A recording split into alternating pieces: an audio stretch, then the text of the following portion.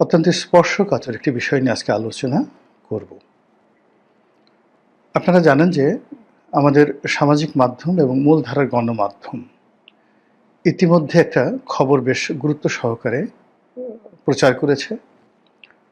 অনেকে প্রোপাগান্ডা চালাচ্ছেন, যার জিস্ট বা সারাংশ হলো আওয়ামী লীগ ক্ষমতা দখলের জন্য বাংলাদেশে একটি সশস্ত্র বিপ্লব, একটি পাল্টা অভ্যুত্থান। এখানে দুটো বিষয় পরে আলোচনা করব। একটা হলো সশস্ত্র যুদ্ধ, সশস্ত্র বিপ্লব, একটি পাল্টা অভ্যুত্থানের মাধ্যমে পুনরায় ক্ষমতা দখল করা, ক্ষমতা ফিরে পাওয়া, হোয়াট এভার মেবি, বা বাংলাদেশে যে রাজনীতি, ক্ষমতা রাজনীতি, সেই ক্ষমতা রাজনীতিতে তাদের কর্তৃত্ব প্রতিষ্ঠা করার জন্য তৎপরতা শুরু করেছে। মজলুম সাংবাদিক মাহমুদুর রহমান, তাকে মজলুম বলা হয়, এবং আওয়ামী লীগ জমানাতে সবচেয়ে বেশি সাংবাদিকদের মধ্যে যিনি নিগৃহীত হয়েছেন, এবং সেই শত নিগ্রহের মধ্যেও তিনি তার যে আওয়ামী বিরোধিতা এবং তার যে জিহাদে কুল্লিয়া সরকারের বিরুদ্ধে, এটা তিনি সাহসিকতার সঙ্গে তিনি সবসময় করেছেন। এবং একটা সময় তিনি কৌশলগত কারণে বাংলাদেশ থেকে তুরস্কে চলে গিয়েছিলেন বা মালয়েশিয়াতে চলে গিয়েছিলেন। এর কারণ হলো তিনি দেখলেন যে বাংলাদেশে যদি তাকে থাকতে হয় তাহলে ফরহাদ মাজহারের মতো তাকেও চুপচাপ থাকতে হবে, আদারওয়াইজ তাকে মেরে ফেলবে। ফলে তিনি খুব কৌশল করে দেশের বাইরে গিয়েছিলেন, এবং সেখানে গিয়েও কিন্তু তিনি তার কর্মকাণ্ড অব্যাহত রাখার চেষ্টা করেছেন। তিনি ইংল্যান্ড থেকে আমার দেশ পত্রিকার যে সার্কুলেশন বা পাবলিকেশন, এটা চেষ্টা করেছেন, যদিও সেটা তিনি সফল হতে পারেননি। তারপর বিভিন্ন লেখনী দ্বারা, সামাজিক মাধ্যমে, তারপরে ইউটিউব, ফেসবুকের যে জনপ্রিয় প্ল্যাটফর্মগুলো রয়েছে, সেখানে তিনি সাক্ষাৎকার দিয়ে, কথাবার্তা বলে তিনি তার যে আওয়ামী বিরোধী যে মনোভাব এবং ভারত বিরোধী তার যে জিহাদ এবং তার যে প্রো ইসলামিক চিন্তাভাবনা, ইসলামাইজেশনের চিন্তাভাবনা, সেটা তিনি চালিয়ে গেছেন। পট পরিবর্তনের পর তিনি বাংলাদেশে এসেছেন এবং তার যে পত্রিকা দৈনিক আমার দেশ, এটা তিনি আবার প্রকাশ করেছেন। সেই পত্রিকার সার্কুলেশন বা প্রভাব প্রতিপত্তি কেমন, এটা আমি জানি না, যে তাদের আসলে এখন 1 লাখ সার্কুলেশন না 10,000 সার্কুলেশন, আমি জানি না। কিন্তু মূল ব্যাপারটা হলো যে যেহেতু এটার সঙ্গে মাহমুদুর রহমান সাহেব আছেন, তিনি এখন ডক্টরেট ডিগ্রি প্রাপ্ত ডক্টর মাহমুদুর রহমান, বিদেশে বসে বসে তিনি বেকার জীবন কাটাননি, তিনি সেখানে বসে ডক্টরেট করেছেন। আর তিনি যথেষ্ট অধ্যয়ন করা মানুষ, পড়াশোনা করেন। আমি জেলখানাতে আমরা প্রায় 50 দিন একত্রে ছিলাম। তো তার মধ্যে পড়াশোনার যে আমি আগ্রহ দেখেছি, ওটা আমার মধ্যেও নেই। সারাক্ষণ তিনি হাতে তার একটা বই থাকবেই, এবং একটা বই আমার পড়তে যদি 7 দিন লাগে, তার পড়তে লাগে 2 দিন, বড় জোর 2 দিন। এবং তিনি আমার বইগুলো পড়তে চাইলেন ওই সময়টাতে, এবং আমি তাকে বেশ কয়েকটি বই দিলাম, আমার লেখা বইগুলো। এবং আমার লেখা বইগুলো আমি দেখলাম যে সে বড় বড় বইগুলো 2 দিনে বা 1 দিনে সে শেষ করে ফেললো। এবং ওই বইগুলো নিয়ে যখন আলাপ আলোচনা করলাম, দেখলাম যে তার সবই মোটামুটি যাকে বলা হয় পড়া হয়ে গেছে, এবং তিনি মনোযোগ সহকারে পড়েছেন। তো কাজেই তার পত্রিকায় 10,000 সার্কুলেশন হোক বা 10 লাখ সার্কুলেশন হোক, ডাজ নট ম্যাটার। তিনি যেটা বলেছেন আমি সেটা গুরুত্ব সহকারে বিবেচনা করতে চাই, এবং এটার ইম্পর্টেন্সই দিতে চাই, গুরুত্ব দিতে চাই। তার পত্রিকায় যে রিপোর্ট বের হয়েছে, সেটি হলো বাংলাদেশের কয়েকটি গোয়েন্দা সংস্থা, ডিজিএফআই এবং এনএসআই, তারা যে রিপোর্ট সরকারের কাছে জমা দিয়েছে, সেক্ষেত্রে আওয়ামী লীগের তৎপরতা আর কথা বলা হয়েছে। এবং সেখানে বলা হয়েছে যে আওয়ামী লীগের নেতাকর্মীদেরকে বিভিন্ন ওয়ার্ড থেকে, ইউনিয়ন থেকে এবং ঢাকা শহরের বিভিন্ন থানা থেকে তাদেরকে বাছাই করা হয়েছে, এবং তাদেরকে বিশেষ ট্রেনিং দেওয়া হচ্ছে। অবশ্যই সেটা অস্ত্রের ট্রেনিং দেওয়া হচ্ছে, এবং নানা রকম অঘটন ঘটানোর জন্য তাদেরকে প্রস্তুত করা হচ্ছে। এই ধরনের একটা রিপোর্ট দৈনিক আমার দেশে এসেছে। দ্বিতীয়ত যে জিনিসটি হচ্ছে সেটি হলো, এই কাজের জন্য নাম এসেছে সেই ডিবি মনিরের। যিনি পুলিশের এডিশনাল আইজি ছিলেন এবং এসবির প্রধান ছিলেন, মূলত তার যে এক্সপার্টিস সেটা হলো কাউন্টার টেররিজমে এবং জঙ্গি দমনে। পুরো শেখ হাসিনার জামানাতে সেটা জঙ্গি দমন হোক কিংবা জঙ্গি নাটক হোক, এটাকে অত্যন্ত সুচারুরূপে, অত্যন্ত অথেন্টিকেসির সঙ্গে বিশ্বাসযোগ্য করে এটিকে জনগণের সামনে উপস্থাপন করা এবং আওয়ামী লীগকে এটার বেনিফিট প্রদান করার জন্য সবচেয়ে সফল যে পুলিশ কর্মকর্তা ছিলেন তিনি জনাব মনির, ডিবি মনির। এখন সেই ডিবি মনির ধরাছোঁয়ার বাইরে আছেন, দেশে আছেন না দেশের বাইরে আছেন আল্লাহ জানেন, কিন্তু তাতে কানেক্টিভিটি আছে এবং তিনি জানেন কি করে কোন কাজ করতে হয়। আমার দেশের রিপোর্ট অনুযায়ী এই ডিবি মনির এই কাজটি করে যাচ্ছেন। তো ডিবি মনিরের পরে আরেকজন কর্মকর্তা আছেন, সেটা হলো ডিবি হারুন। তো ডিবি হারুন ডিআইজি পর্যন্ত হয়েছিলেন, এডিশনাল আইজি হননি। তিনি সর্বশেষ এই যে ডিবির প্রধান রূপে, মহানগর ডিবির প্রধান রূপে তিনি দায়িত্ব পালন করেছেন এবং তার সে বিখ্যাত ভাতের হোটেল এবং সেই হোটেলে তিনি এই যে এখন যারা কুশীলব, জুলাই আগস্ট বিপ্লবের যারা কুশীলব ছাত্র নেতাদেরকে তিনি সেখানে গ্রেপ্তার করে নিয়ে গিয়েছিলেন, তাদেরকে সেখানে জামাই আদরে তিনি রেখেছিলেন। এখন তার পক্ষ থেকে বলা হচ্ছে কিছু হয়নি, আর ছাত্র নেতারা বলছে যে আমাদেরকে একদিকে পিটিয়েছে, একেবারে গরু ছাগলের মতো পিটিয়েছে, পাছা লাল করে দিয়েছে এবং অনেকের সেই পশ্চাৎদেশ এবং পৃষ্ঠদেশ সেই ডিবি অফিসের পিটুনিতে কীভাবে রক্তাক্ত হয়েছে সেই ছবিগুলো কিন্তু এখন ইন্টারনেটে ভাসছে। এবং এই ডিবি হারুন এতটা নির্মম নিষ্ঠুর, সে আবার আমাদেরকে পিটিয়ে আবার টেবিলে কাঁটা চামচ দিয়ে পোলাও কোরমার সামনে রেখে আমাদেরকে হাসি মুখে খেতে বলেছে এবং আমরা খেয়েছি আর সে ছবি তুলেছে। এরপর আমাদেরকে এত মারধর করার পরেও যাকে বলা হয় আমাদের পিতামাতাকে ডেকে এনেছে, তাদেরকে দিয়ে বিবৃতি দিয়েছে যে আমরা এখানে স্বেচ্ছায় এসেছি এবং এখন এখানে আছি নিরাপত্তার জন্য, বাইরে গেলে আমাদের মেরে ফেলবে, এই জন্য আমরা এখানে আছি। তো সেই ডিবি হারুন তো এখনও মরেননি, তিনি আছেন, তার সেই কৌশল আছে। তারপরে পুলিশের যে অন্য সকল কর্মকর্তা, যেটা আওয়ামী লীগের সময়টাতে তারা বিএনপির জন্য আজরায়েল রূপে ছিলেন, এর মধ্যে একজন ছিলেন বিপ্লব। হারুনের কথা তো আগেই বললাম। তো হারুন অনেকটা ডিপ্লোম্যাটিক ছিলেন, কিন্তু বিপ্লব ডাইরেক্ট ছিলেন। আরেকজন অফিসার ছিলেন মেহেদি।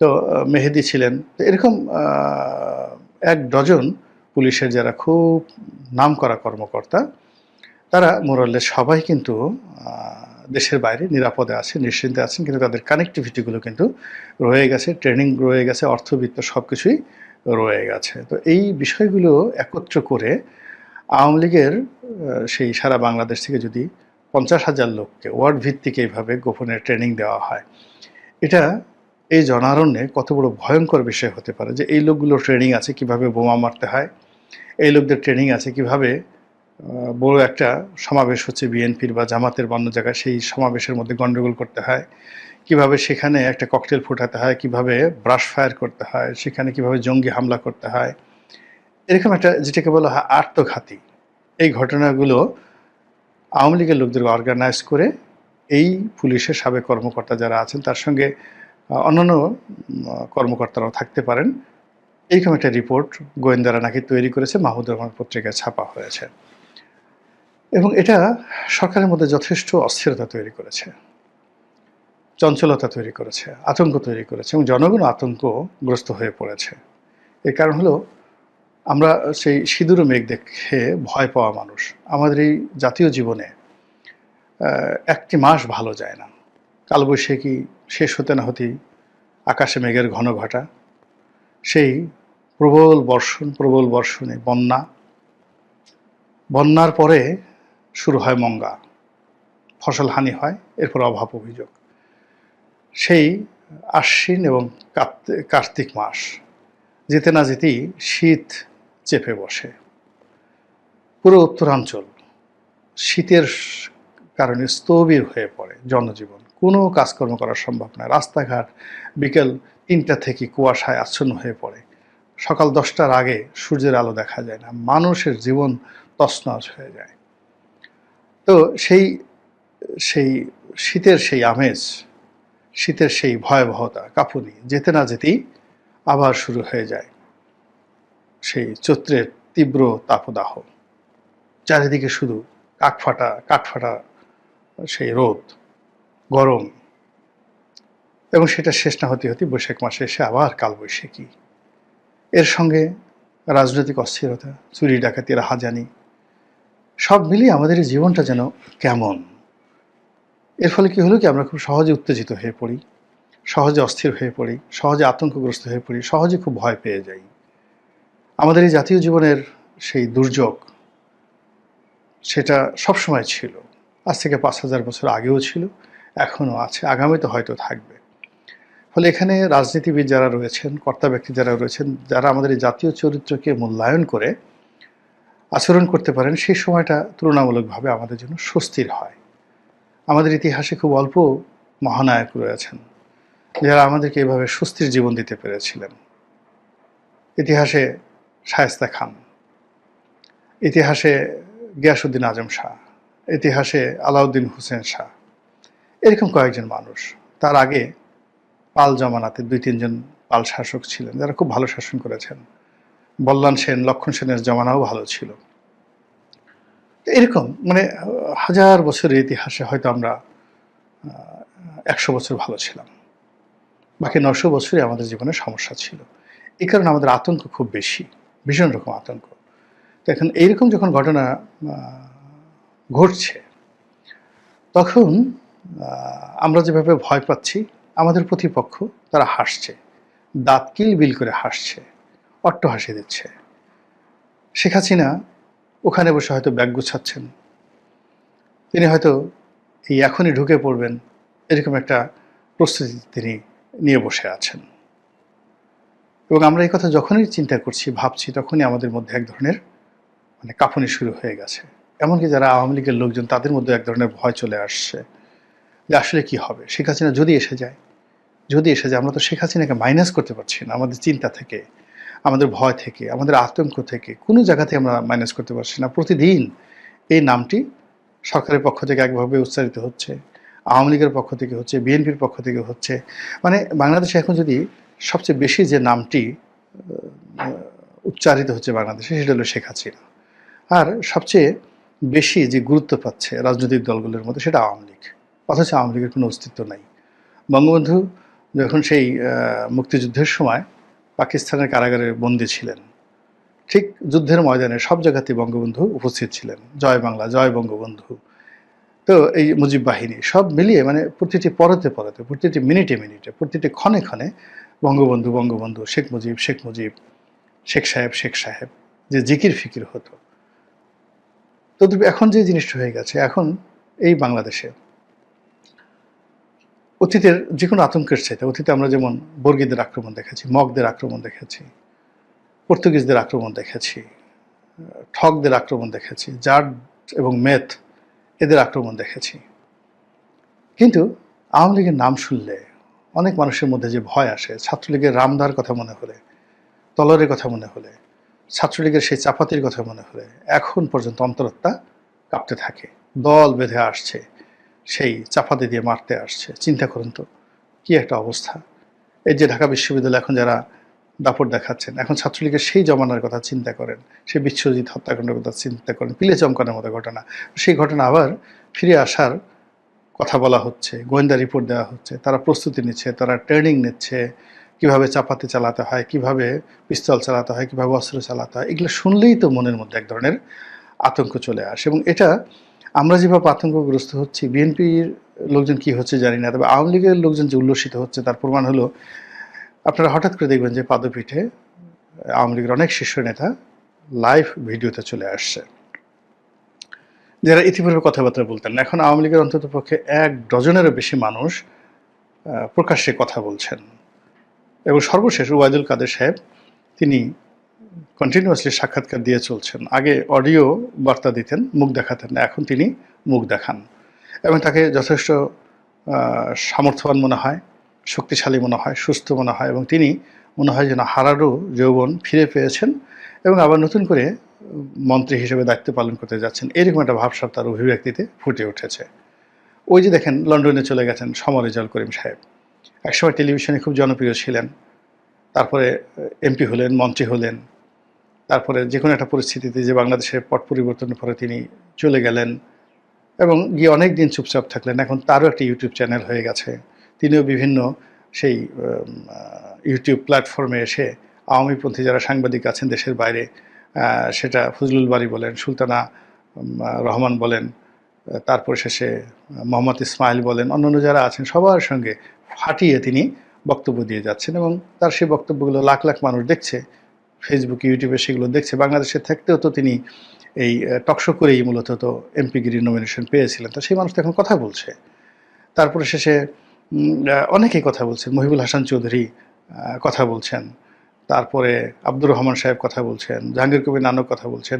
মানে যেই মানুষগুলো কথা বলতেন না, এখন তারা সবাই মোরলেস কথা বলা শুরু করেছেন এবং এই কথা জ্যামিতিক হারে বাড়তে থাকবে, জ্যামিতিক হারে এই কথাগুলো বাড়তে থাকবে। আর আগের সেই আরিফ জেকটিক, তারপরে শেষে যাকে বলা হয় নিঝুম মজুমদার, তারা তো আসেনি। তো এদের যারা মানে খুব উগ্রভাবে আওয়ামী লীগকে সমর্থন করেন এবং প্রতিপক্ষকে খুব নিষ্ঠুরভাবে মোকাবেলা করেন, এই যে ফোর্সটি যেটি মূলত গণজাগরণ মঞ্চ থেকে তৈরি হয়েছিল, সেই গণজাগরণ মঞ্চের ফোর্সটি আবার নতুন করে মাথা ছাড়া দিয়ে উঠেছে এবং তারা আওয়ামী লীগের পক্ষে ন্যারেটিভ তৈরি করছে, ডক্টর মোহাম্মদ ইউনূসের বিপক্ষে ন্যারেটিভ তৈরি করছে, আওয়ামী লীগে ফিরে আসার জন্য একটা পথ তৈরি করছে এবং আগামীতে আওয়ামী লীগের যারা প্রতিপক্ষ হবেন তাদের ক্যারেক্টার অ্যাসাসিনেশন শুরু করে দিয়েছেন। বিএনপির আসল চরিত্র কী, জামাতের আসল চরিত্র কী, এই 11 মাসে তারা কী কী করেছেন, ডক্টর মোহাম্মদ ইউনূসের আসল চরিত্র কী, এখন তারা বলার চেষ্টা করেছেন সারা বাংলাদেশে আমরা কেউ যেটা বুঝতে পারিনি এটা শেখ হাসিনা বুঝেছেন এবং শেখ হাসিনা যে কত সঠিক ছিলেন। 2009 সনে তিনি ডক্টর ইউনূসকে নিয়ে যে কথা বলেছেন, সারা বাংলাদেশ তার বিরোধিতা করেছে, কিন্তু এখন বুঝুন ঠেলাটা, এখন বুঝুন ঠেলাটা। তো এই যে ন্যারেটিভগুলো তারা তৈরি করছেন, এর বিরুদ্ধে, এর বিপক্ষে সম্মিলিতভাবে বিএনপি কিছু করতে পারছে না, জামাত কিছু করতে পারছে না, আওয়ামী লীগ কিছু মানে ডক্টর মোহাম্মদ ইউনূস কিছু করতে পারছে না, কিন্তু আওয়ামী লীগের যে বিরুদ্ধ পক্ষগুলো তারা কিন্তু নিজেরা দ্বন্দ্ব সংঘাত করছে। এখন আওয়ামী লীগ একেবারে এক দফা গোল করে যাচ্ছে, ডাইরেক্ট গোল করে যাচ্ছে, আর অন্যদিকে যারা মানে যাকে বলা হয় আওয়ামী বিরোধী শক্তি রয়েছে, তারা তাদের নিজেদের মধ্যে অন্তর্দ্বন্দ্ব হয়ে তারা নিজেদের গোল পোস্টে মানে নিজেদের দিকে নিজেরা গোল করার জন্য তারা যাকে বলা হয় সর্বশক্তি নিয়োগ করছে। ধরুন একটা ফুটবল মাঠ, একদিকে আওয়ামী লীগের